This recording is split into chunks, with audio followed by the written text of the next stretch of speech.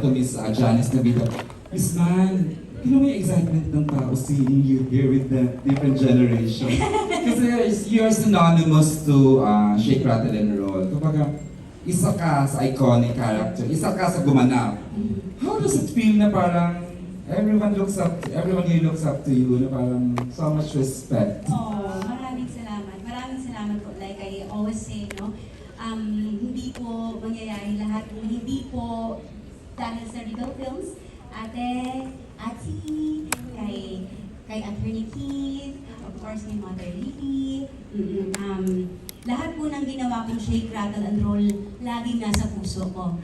Kaya salamat po talaga. Nung itinawag nila sa amin ito, ang unang tanong nila sa akin ay, gusto pa ba niya? Okay. Sabi nila kay Arjun, gusto pa ba niyang gumawa ng Shake, Rattle, and Roll? So sabi ko, ayoko na. Uy! Oo naman, syempre gusto ko. Kaya, thank you rin sa respect na nakukuha ko, hindi lang sa mga tao na nandito ngayon, sa mga taong sa social media na nagko-comment, nagpapakita ng kanilang pagkagusto sa ginagawa ko. Sa lahat ng nakakatrabaho ko, awa ng Diyos, may respeto talaga sila pinapakita sa akin. I'm very thankful. Salamat sa inyo mga bata. Salamat din sa ating staff, sa crew, sa lahat po, sa production team na ito ng Shake, Rattle. It's a well-deserved respect for you, Miss Janice. Thank you po.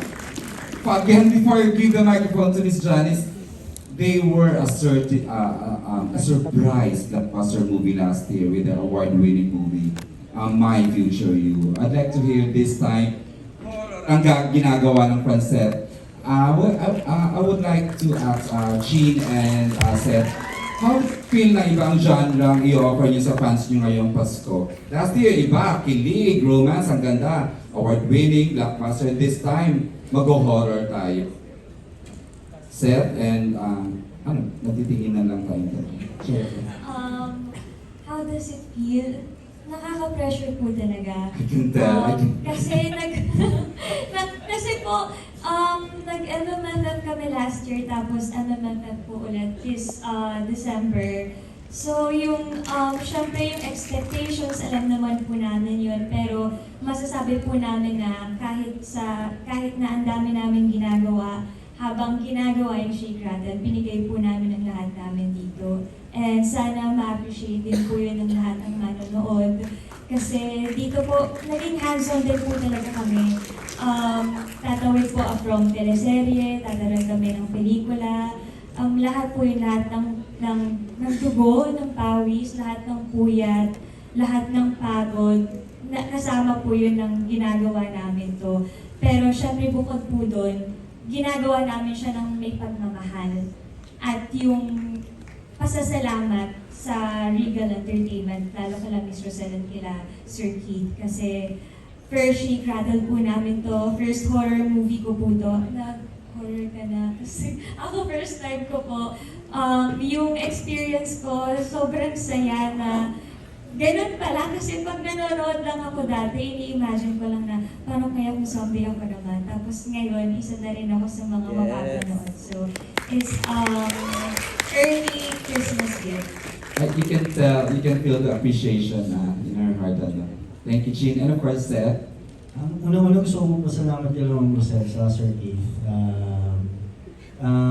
Nangyari yung sinabi nila nakaraang taon. Tapos na natin ngayon, ma'am. Maraming salamat. Anong nangyari nung isang taon?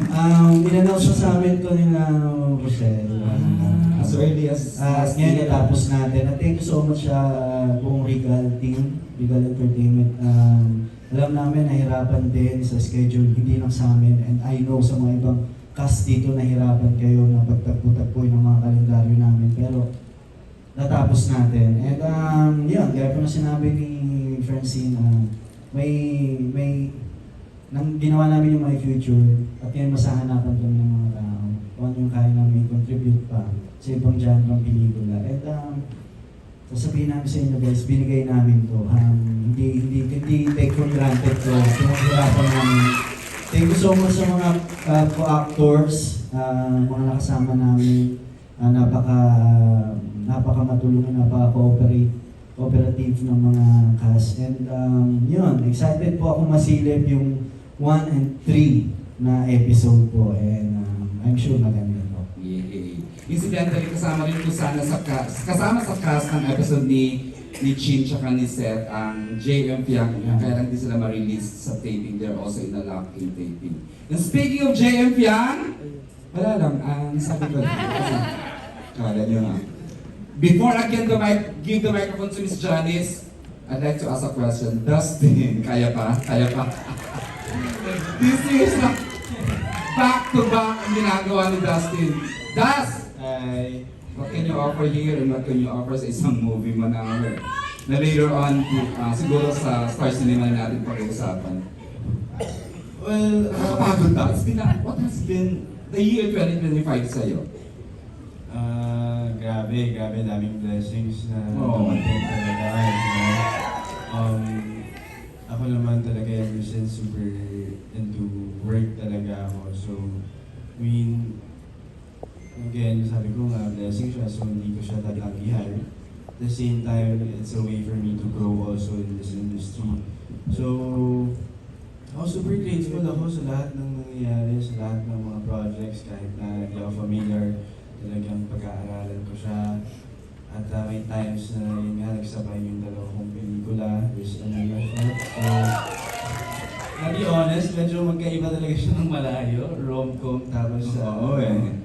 So, I mean, may mga times talaga na nalilito ako, pero again, Kainis. oo, kasi dumadating ako ng taping ng Love is So Bad na galit na galit pa rin ako. Kasi ba? Nalilito ako, oo. So, I mean, pagbuti na lang nandyan yung mga directors natin, mga producers. Ginaguide ka sa continuation ng characterization. Yes, kasi back-to-back palagi yung tapings ko.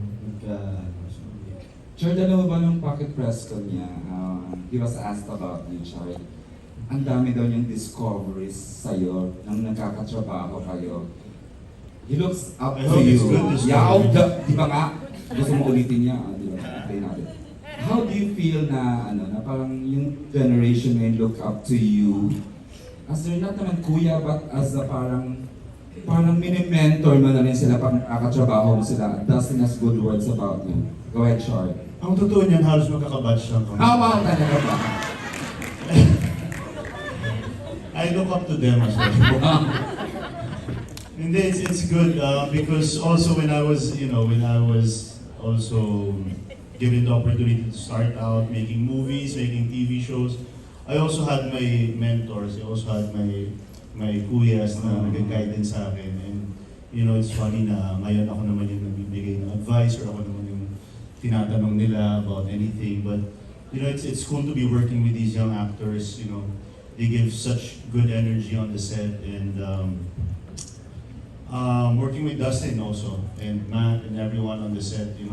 Talagang nag-enjoy kami sa set and not a dull moment. And sometimes I see Dustin coming sa set na walang tulog talaga. And I've been there and sabi ko, bro, bata ka pa, kaya mo pa yun." But yeah, that's part of the game, that's part of the industry, and I'm just happy for him and happy for where he is right now. Tapos handsome pa siya sa Eraya Restaurant. Special mention. Finally, she gets to hold the microphone. Finally, totoo na to. Miss Janice Navida. Hello, good evening po. Kaloka EJ, muntik na ako maloba, doon ako kinakabahan na wala akong May phone ba? May battery pack ako. Okay, go ahead. Before I ask the cast, I'd like to give credit to the producers, kay Ma'am Rizel at saka kay Sir Keith. Kasi para silang may sariling film fest sa dami ng mga artista nila. And knowing kung gaano kahirap ang industriya ngayon, yung nabigyan nila ng trabaho this film festival, sobrang nakakatuwa na talagang itinutuloy nila yung legacy ni Mother Lily. Oh, I love you, Miss Janice, for that question. Ayan, EJ, natuwa ka na ba sa question Oh, ko? of course. Natakot ako for a time. Charot. Pero ito na, yun. Thank you, Ma'am Rizel and Sir Keith. Ayan. Yung cast, I'd like to ask Miss Manilyn, Richard, and Carla, since sila yung mga experience na talaga sa industriya. Oo. Rooting from the title, gusto ko lang malaman kung kanino kayo mas takot. Kung sa evil spirits or sa evil person o people. And Uy, tanong ko na rin, cute. i-ano ko na rin, i-segue ko na rin yung number 2 question ko para makapag-record ako. So, para mahawakan ko yung phone ko. Yung number 2 question ko, have you been a victim of an evil person and how did you deal with him or her?